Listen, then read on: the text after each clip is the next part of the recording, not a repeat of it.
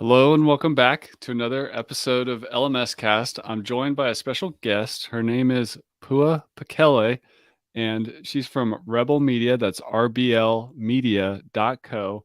She's an expert at course creation, marketing, helping people build brands. I'm really excited to get into it with you today, Pua. Welcome to the show. Thank you. Thanks for having me, Chris. Tell us how you got into this whole world, because it's an interesting world to find yourself in a niche of course creation. And I know you've done a lot with Kajabi and marketing and branding. Like, how did this all happen? Yeah, it is a really interesting niche, and I it almost happened by accident. In fact, it did happen by accident. Um, I had a business previously with a business partner, and we started that business as a podcast, actually, and it was just a podcast, and it was us just talking about nothing and everything, and it was just literally two friends who worked at a gym. And the whole reason we started it in the first place was we were doing a lot of research for our clients who were following the prescription that we gave them, right? Like, come to class 5 times a week, you know, eat more protein, eat less carbs. Like, it's somewhat outdated advice at this point, but back then it seemed like it should work. And it didn't. It didn't work for everybody. So people would say, like, I'm really frustrated because I'm coming to class every day. I feel better, but the results that I'm looking for are not happening. And so we did a lot of just research around, like, sleep quality and how that affects your health and your stress levels, and do you even want to be your high school weight? Is that even healthy, right? Like, all of these things that we didn't necessarily feel like we had a script for in the gym. And so we were like, let's do a podcast so we can talk about all the stuff we're learning. So we got really into the health, wellness, and productivity space. Like, how do you create more time to actually do the things that are going to benefit your health? Sleep, enjoy time with your family, get to the gym, prepare healthy meals. And we started to get contacted by organizations here saying, could you come in and do like a lunch and learn or a half day workshop or a weekend? And we got into the corporate productivity space, and we did consulting in that world for a little while and realized, oh my gosh, I don't want to help people who hate their jobs to work more and get more done. Like, that just didn't feel good. So we shifted to supporting entrepreneurs who have the exact opposite problem. They love what they do and they work way too much. And so the productivity space then was helping them to be more efficient so that they could step away. And in that long explanation, the way that I got into the course creation space and the web design space was when we started our podcast, we hired somebody as a referral to build a website for us. It cost us $8,000. We had all these things that we wanted, and we got none of them. And we had a site that we were essentially locked out of. We couldn't make any changes, and they disappeared. So we're out 8K. We're a brand new startup, and we have a website that we hate that we can't do anything with. And I was like, screw this. No one deserves this. I had dabbled in web design in previous jobs. And so I was like, you know what? I'm just going to learn this. And this was almost 10 years ago at this point. So I'm completely self-taught, and I just figured it out, and I loved it. Like, web design is like, it's like interior design online. And so now I get to build people's digital storefronts and digital spaces and allow it to feel like a really exciting, aligned experience. And so that's sort of how I got started and why I provide the service in the way that I do. I always want to teach people how to make updates if they want to. If they don't want to, I'm always here. I never want anyone getting stuck. And the reason why I'm in the course creation space is through that business that I had with a business partner, we worked primarily with coaches. So they were all looking to scale their business without having to do more one-on-one coaching. So they were doing group programs, they were doing courses, and I just fell in love with the course creator space in general. I think it's brilliant. I think the people who do courses are really interesting and smart and motivated. And yeah, I just think it's a fun place to be. Wow, I love that story. And I particularly like what you said about kind of the pivot to working to with people that love their work versus, hate their job. And I never really thought about it that in that way, but a friend of mine once said in another podcast, his name is Dane Maxwell. He said that you don't want to serve everybody. Like, even if you want to help everybody, you really don't, and you can't. And like the way you told your story there, I was like, yeah, that makes sense. Like having clients who hate where they're at isn't necessarily fun to work with or doesn't get you super excited. That's Yeah, that's really and it was hard interesting. to leave. Yeah. I don't mean to cut you off. It No, go it it ahead. was like, when we made the decision to switch our target audience, we were like, "God, but people are still contacting us. They still want and need help." And it was a very difficult thing to switch because we knew that we could help them. And we were like, we had to realize that there are people out there who really want to help those groups of people. And to let them do that work that they want versus us doing it because we feel guilty because we know that we can help them, even though we don't get super excited about it. I, it's a shift worth making, but it was difficult. Yeah. And you mentioned like getting in with the coaches. Are these like health and fitness coaches or business coaches or life coaches, or how did you find yourself within coaches? And if there's somebody else out there who's trying to, work with clients in the coaching industry, what advice do you have for them? Yeah. I mean, the answer is yes. All types of coaches typically, and this was about, I'd say 6 years ago ish at this point, where the online coaching industry, so specifically like business and life coaches, was becoming very, very popular. And it was sort of like the wild, wild west where people would hear that coaching is kind of an interesting, lucrative industry, and everyone was trying to like get a little piece of it. And so there was also a lot of information out there about how to scale coaching businesses. And so that's, I think, part of where we were able to step in and say, like, okay, if you Google this or go on YouTube and look for how to scale your coaching business, you're going to get all of this data. Here's what we've seen work for, a handful of clients, what we believe could work for you. So it was sort of like a good time to get into that space as well. Um, and coaches in general sort of start their business because, kind of the same as everybody else, they find themselves in having a specific set of expertise that they can teach. And a lot of traditional coaching was done one on one. They just, jumped on a Zoom call, went to lunch. It was like, essentially, I'm going to get reamed for saying this, but it was almost like therapy, where you have a therapist and you see them individually, right? And to move from that into group coaching or into courses felt like a reduction in the quality of service. So, and which is not true at all. So it was also teaching them the mindset around allowing you to serve more people where they're at, right? Sometimes people can't afford one-on-one. Sometimes they don't necessarily get the best experience out of one-on-one, and they prefer having a cohort or a group or an asynchronous learning platform where they can just go through the material at their own time if they're like really busy, maybe they have young kids. So there was a lot of training just around the potential and the capacity that online courses and group coaching could offer to people who were just doing only one-on-one coaching. And it could have been anybody: fitness coaches, life coaches, business coaches. And the fitness coaches really, really joined the game in 2020 when they were used to doing personal training or even group fitness at a location.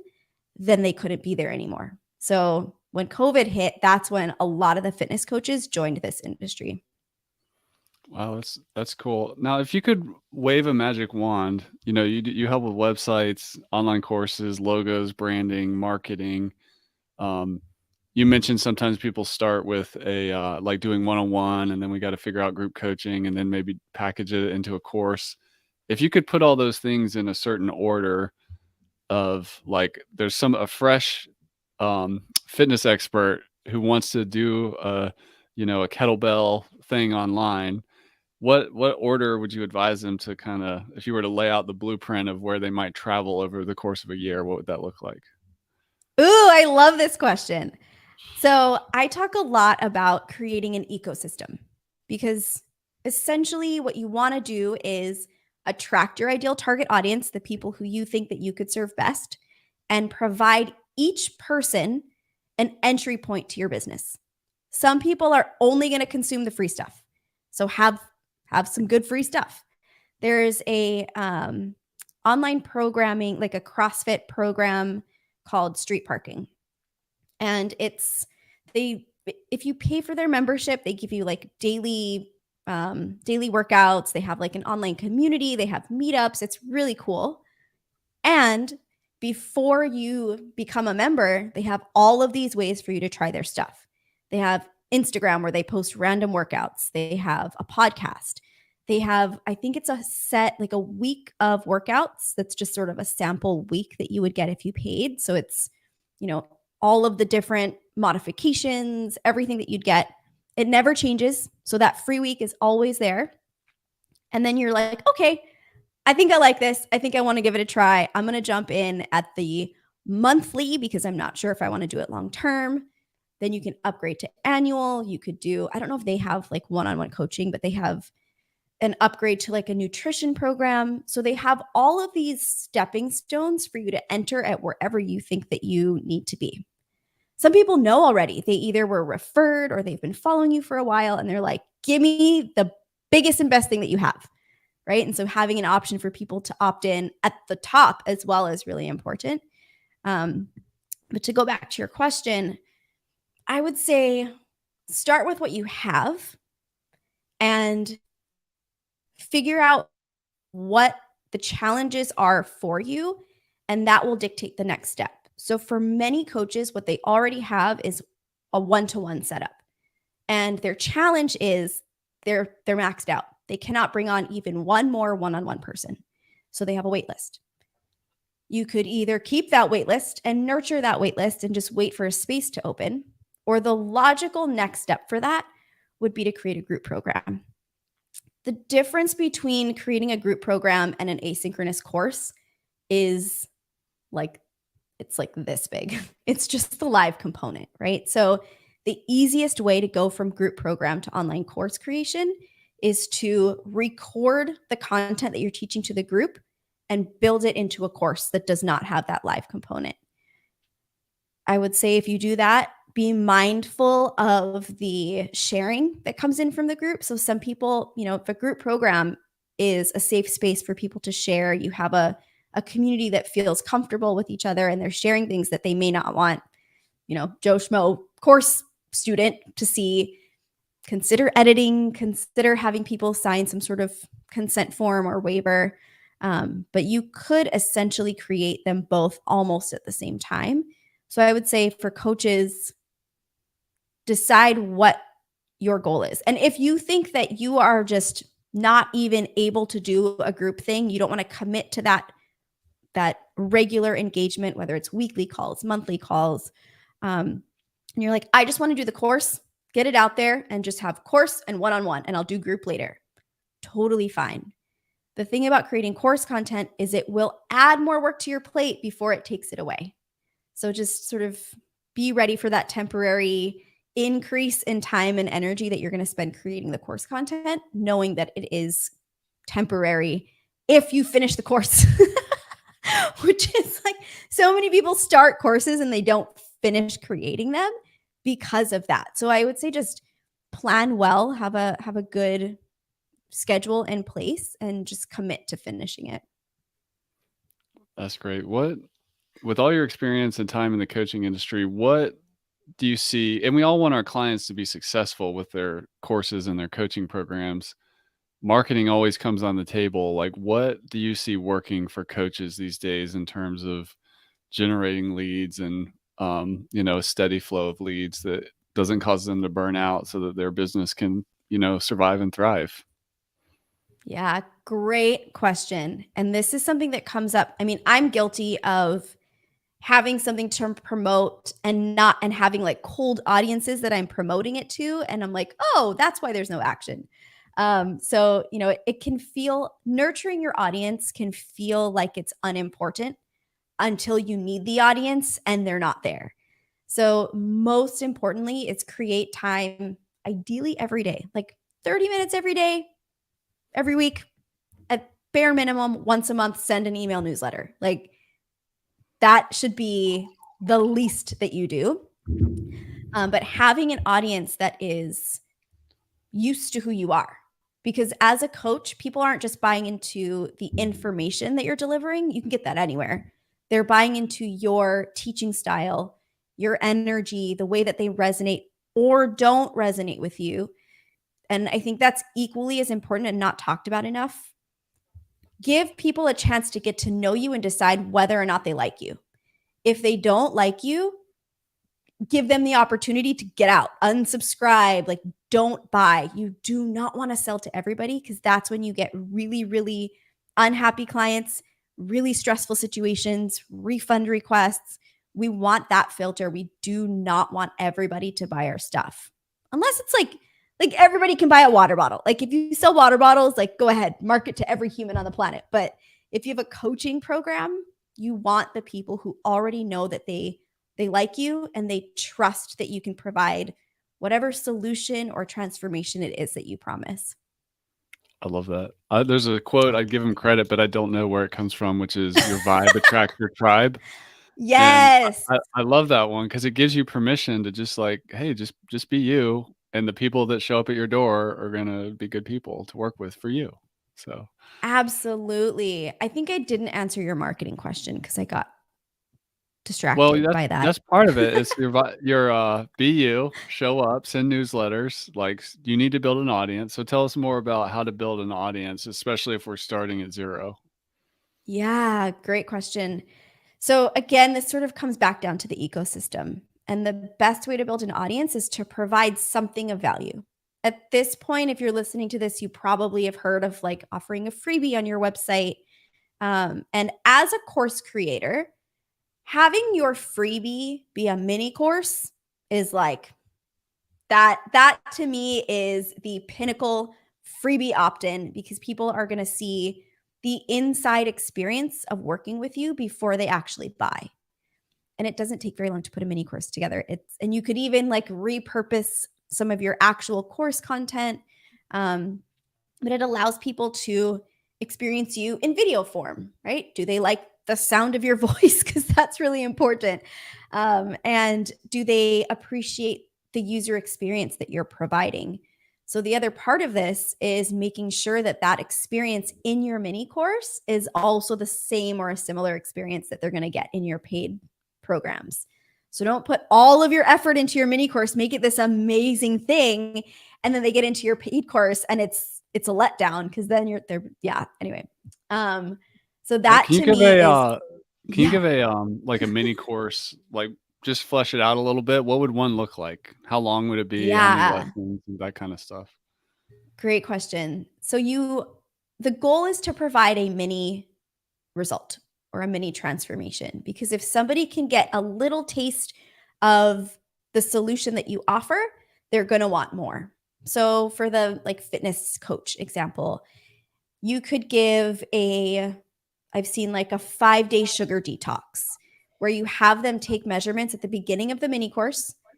Then maybe it's a 3 to 5 video course and every video is about 5 minutes. And you're just talking them through maybe, what to expect when they're detoxing from sugar and maybe your weight will go up before it goes back down. So don't weigh yourself every day. Just you are providing your expertise and your personality in these little clips. And if you really want to go above and beyond, you're also going to do like a worksheet or a download to go with the mini course. And then, it gives them something tangible to say, oh my gosh, this was free. I did it in a week. I lost 2 pounds. Epic. What else do you got for me? Right. So I'd say focus on the mini transformation and don't give everything away in your mini course. I love that.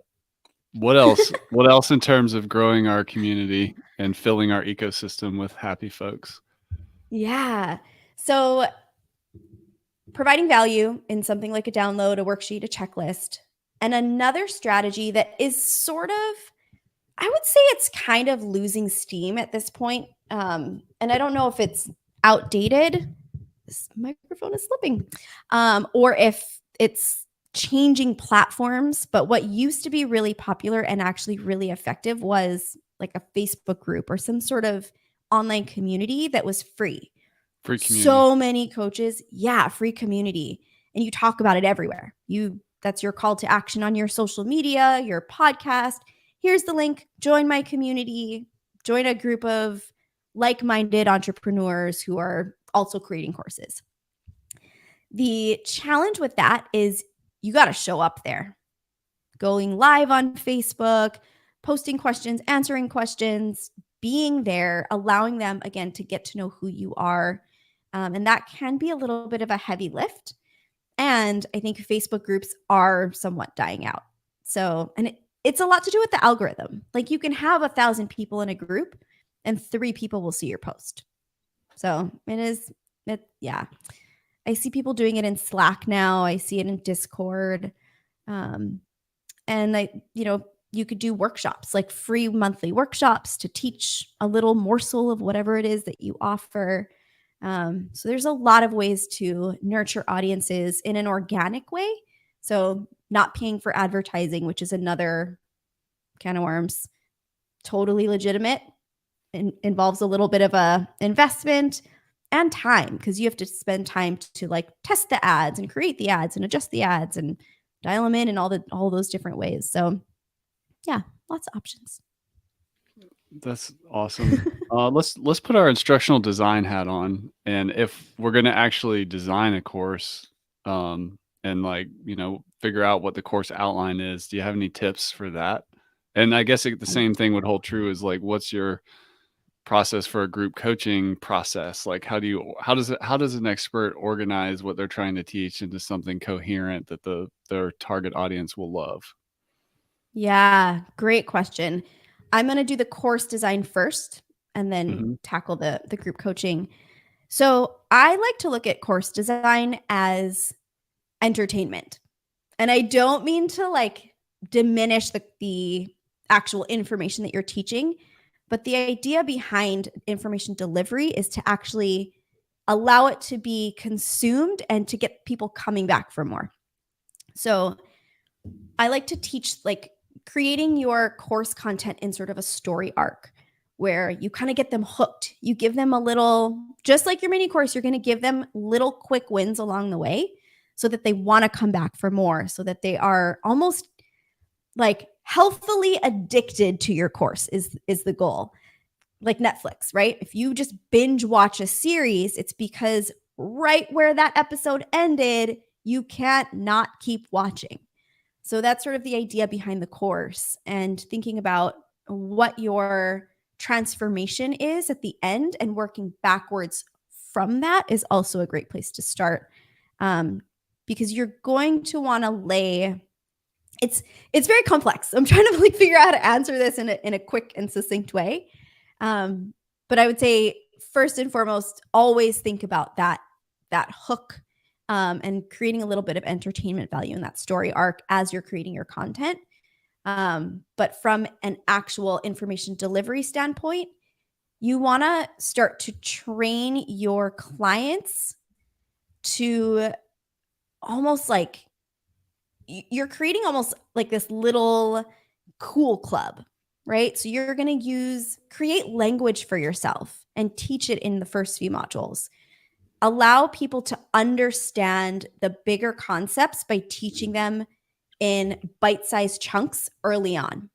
So for example, if you're a realtor and you want to teach people how to buy their first home, you're going to want to define language that all realtors are using in that space, but also creating little like easy to remember maybe acronyms or language that is unique to what you're teaching, because then it becomes this like space where, if you know, and people like that. So those are just like little tips to get people sort of coming back, invested in you, and setting yourself apart from all of the other people who are trying to teach the exact same thing.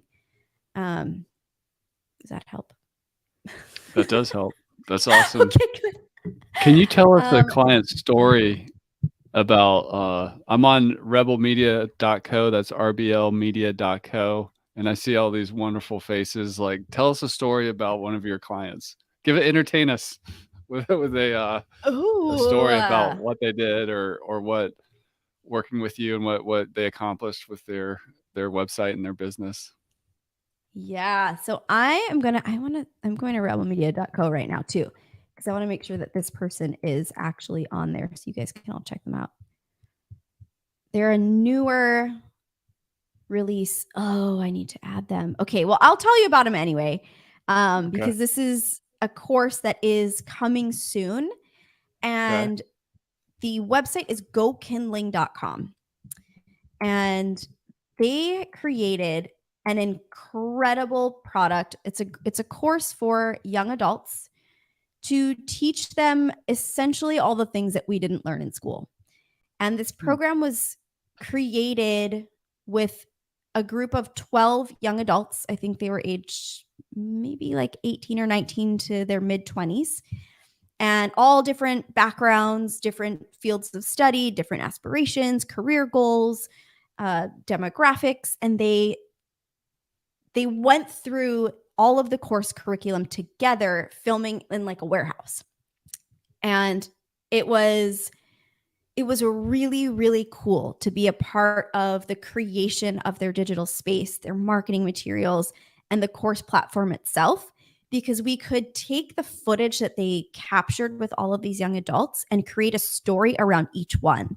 So not only are you investing in the like the information that's being delivered, but you're also investing in the storyline of each of these people. That allows, so you can go to the website, and then about 3/4 of the way down the homepage, there's squares of each of the young adults, and it features a video of each of them. So you see what their interests are, you see their age, and it allows the young adults that this particular company is targeting to identify with whoever they feel like they resonate with most. Brilliant. I mean, I don't take credit for all of this. Like, this was definitely collaborative with myself and the client, but I just think it was so smart to be able to offer such a wide range for people to come in and say, I look like you. I sound like you. I aspire to be what you aspire to be. I feel the same way that you do about networking or interviews or financial stuff, right?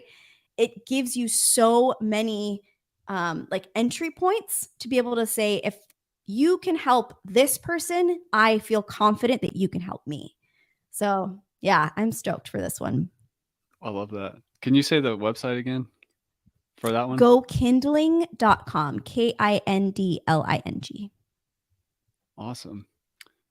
You also do logos and branding, and I came from a background of like direct response marketing, copywriting, that kind of thing. But over time, I fell in love with branding. Like, brand drives demand, and either there's debate like, oh, you just need this kind of marketing or that kind of market. You need all of it, in my opinion. But talk to us about creating great logos and exceptional brands that we love, that attract wonderful people to our products and programs. I love this. So I think strong branding can like make your business and your ideal client, it can close for you.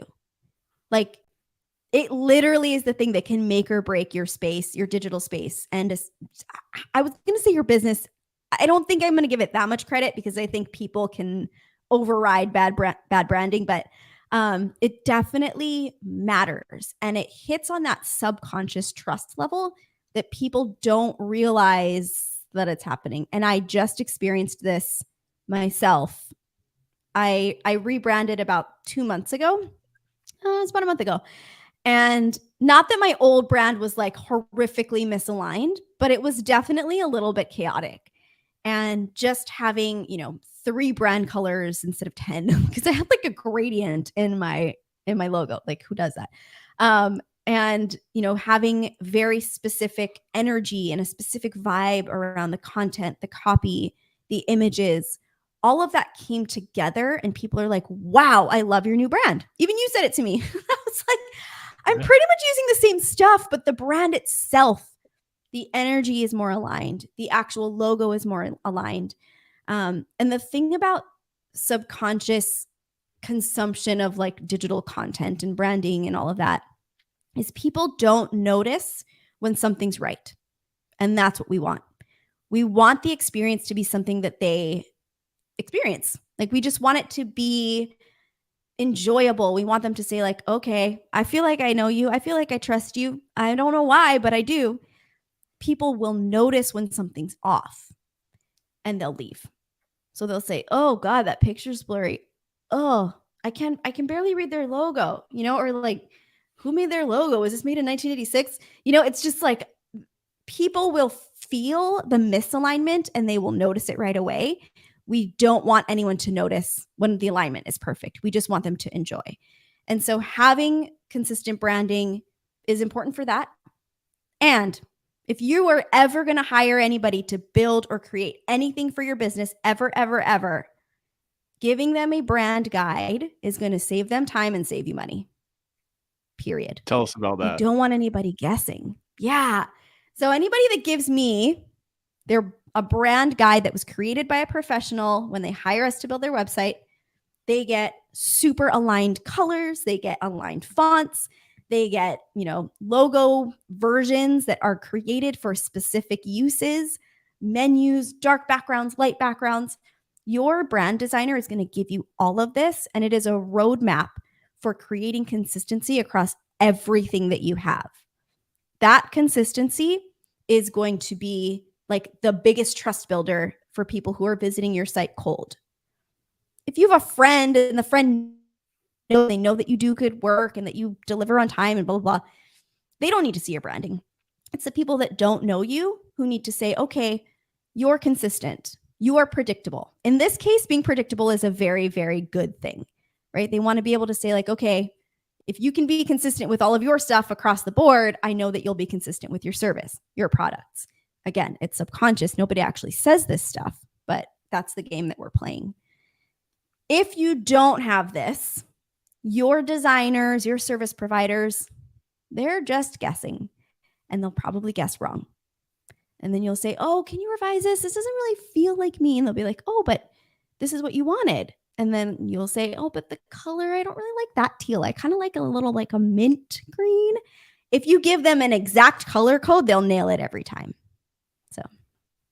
So is this something you really recommend people hire to get the brand guide created? It's not something you can create yourself you're very unlikely to create it yourself if you're not a designer. Yeah, Right?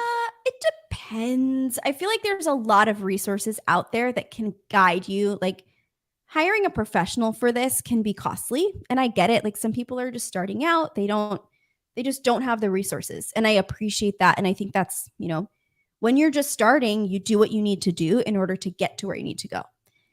And I would say having a brand guide that you've created from a template that you found on Google or in Canva that has specific colors and color codes, a logo of any sort that works on, a dark background, a light background, the colors are aligned.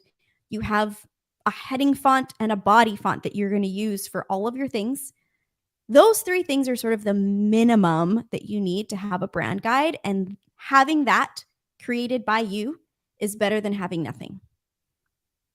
When you're ready, upgrade and get it created by a professional, because they'll be able to provide things to you that, vector files that maybe you can't create on your own without specific software, or they can give you like guidelines of how to use the logo, different color options, mock-ups for apparel, or, the list goes on. And I think you will know when it's time to upgrade. You'll feel like, okay, I really feel like this logo is just not working for me, or I feel like my digital space is not quite where I want it.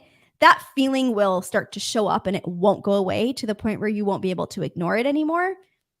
Then, you can reach out to an expert. And there are platforms like 99 Designs, where you have options. I think it's $200 or $300 for a logo with, revisions and multiple options. And you can, there's like a bunch of designers that submit their logo designs to you, and you can ask questions. And yeah, so there's that. And then you can get a brand guide created for a little bit more money, but it's not as much as hiring like a single designer. So there you have options, but it is so crucial if you're going to have, I would say every business needs one, period. Yeah. That's awesome. And we, by the way, at Lifter LMS hired 99 Designs to do our logo when we redid it several years ago, and it's great. $300. Yeah. They're great. And they're so talented. Yeah. Let's talk a little bit more about technology. I see a lot of coaches and course creators get a little overwhelmed or over focused on technology sometimes, and they're not spending as much energy on like actually creating the course or building community or whatever. If you could wave that magic wand and you're kind of talking to a course creator or coach person, what are the key technology pieces, and what should people be wary of in terms of over investing or over indexing in? Such a good question. This is all you need. For those of you listening, Pua just held up her iPhone, I believe. So yeah, that's it. I mean, it's every cell phone at this point can take good enough video to create a course. Yeah. We can dive into the nitty-gritty. Like, you can get a microphone. You probably actually should get a microphone. And I can talk about what you might want to use for your phone. But, people spend so much time getting ready to record their course and buying all the stuff that they never actually green do screen it. And right. Yeah, at this point, everybody's on Zoom. Use Zoom to record it. Blur out your background if you don't have a nice background. Just get the content out there. My CPA just told me last week, he's like, I forget, he was in a program and they said JLS. The PG version of that is just launch something. Oh. Get it out there. Yeah. You can, yeah. And I think it's so true, because we put so much pressure on ourselves to make sure that it's perfect, that if you buy your $250 Shure microphone and your, $300 headphones and you make your space all crazy, you get your up lights in the back and your huge lights in the front and whatever, and then your course content sucks and nobody buys it, then what? Right? It's so much better to have your content out there helping people. Nobody actually cares, actually. Like, if I want to learn how to paint, like, I don't know, I don't know what, I shouldn't have used that. If I want to paint a tree and I'm buying an online course on how to paint a tree, all I want is for somebody to teach me how to paint a tree. I'm not going to say, oh man, this person's audio. Well, we'll talk about audio in a second, but I'm not focusing so much on the technology that they're using. I'm focusing on the result that I've invested in. With that being said, audio is kind of important. And I would, at the very least, recommend like a $20 lavalier mic from Amazon to plug into your phone, if that's what you're going to use, and a tripod. Phone, lavalier mic, tripod. Nice. And just to build on what you were saying, I was in a 5-figure a year coaching program for software founders, and and there was a ton of content material in there, and almost all of that I listened to, even though there were videos, while exercising or doing things around the house or whatever. So I couldn't care less about the quality of the video. It was all about the ideas and learning, getting better, having fun during the process. Yeah. So yeah, that's the other thing. People, so when I tell people to use their phone, they say, oh, but the video quality is not good. Most people consume course content on their phone where the video is smaller, and that, high definition quality or 4K, it doesn't even matter. And to your point, I bought a $15,000 course a few years ago. No video at all. It was all audio, and they had like subtitles so for like accessibility. All of the Transcripts. content was transcripted on the screen, but I listened passively. What was way more valuable from that course were the downloads that I used to actually do the work. So I would say put all of your attention into creating good content and good resources like downloads or PDFs or whatever, and focus way less on the tech. Awesome, Pua. Well, tell us about Rebel Media, rblmedia.co, what you do and what kind of the ideal person to work with you is like. Yeah. So I say we, it's me, but I like saying we because it makes it feel like there's a whole bunch of us. And there will be. So I recently shifted into what will soon be a digital media agency for course creators. And I did this for all the reasons we talked about today. Before this shift, I was offering web design and online course design for people who basically could come to me with everything put together already, and they just needed it built and sort of beautified. And so I was like, you have to bring your content, you have to bring your copy, you have to bring your branding, your course videos, and I will build it all for you. Maybe 50% of the people actually had all of that. So what I wanted to do is to be able to offer all of that and more under one roof with people who are aligned with the way that we build, with the sort of concepts that we teach, the mindset. And that includes coaching around creating your content, around creating marketing materials and funnels and even marketing strategy. And I hope to soon also offer social media strategy, although I don't have that yet. But yeah. That's awesome. Well, go check out rebelmedia.co, rblmedia.co. Any final words for the people, Pua? Any words of wisdoms or tips for the course creators out there to the counterintuitive people insight? Yeah, just launch something. Yeah. If you're like, so many people are like, oh, I want to do an online course. Same thing. Oh, I want to start a podcast. Oh, I want to write a book. Do it. And do it imperfectly. Like crawl, get a podcast recorded. And I want you to record and release something that in a year from now, you will listen to it and you will absolutely cringe. Like that's where you should be when you're starting out. Maybe a book, you can have like an editor because you can't really, a book, maybe polish it a little bit more, but start writing it, But I think if you look at any creator out there, any YouTube person that you follow that you think has really, really high quality, great content, spend a little bit of time looking for the first few videos that they released. And then tell yourself that you can't also do that too, right? So just launch something.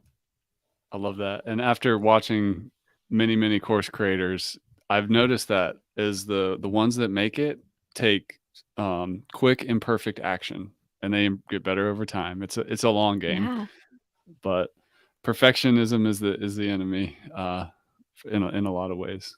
Pua, thank you for coming on the show. I appreciate you sharing all your wisdom with us today. And is there anywhere else people can connect with you besides rblmedia.co? Yeah, my social media platform of choice is Instagram. So you can follow me at rbl.media. And shoot me a message. I love connecting with people there. Awesome. Well, thank you, Pua. Absolutely. Thanks for having me, Chris.